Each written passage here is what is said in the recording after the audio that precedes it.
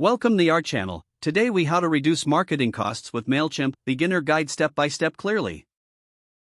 Create a Mailchimp account by visiting the Mailchimp website. Choose a plan that fits your budget, including free options if you're just starting out.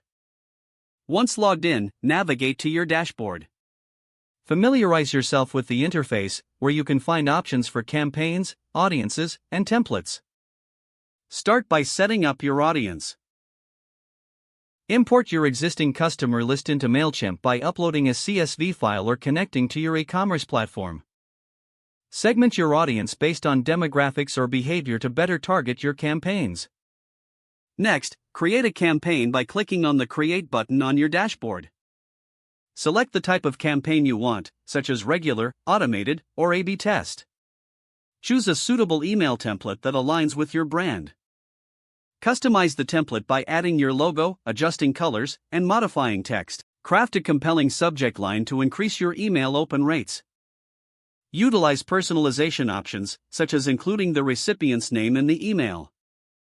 Preview your email and send test emails to ensure everything looks correct. Schedule the campaign for a time that maximizes engagement, based on your audience's behavior.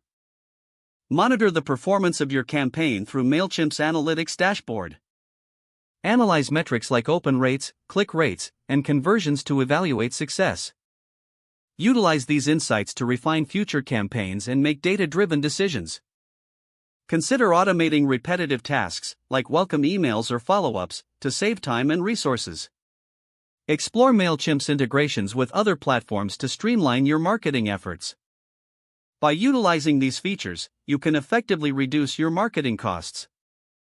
If the page does not load, refresh the browser or try again in a private or incognito window.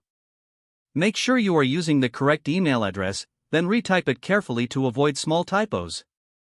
If your password is not accepted, use the reset option and create a new strong password you can remember. Check your spam folder for verification or security emails, then complete any requested confirmation steps. Enable two-factor authentication if available to improve account security and reduce unauthorized access risk. After signing in, review your profile details so your contact information and settings are accurate and current. If you see an error message, note it down and try again after restarting your device and internet connection. Don't forget to like this video and subscribe to our channel for more step-by-step tech guides.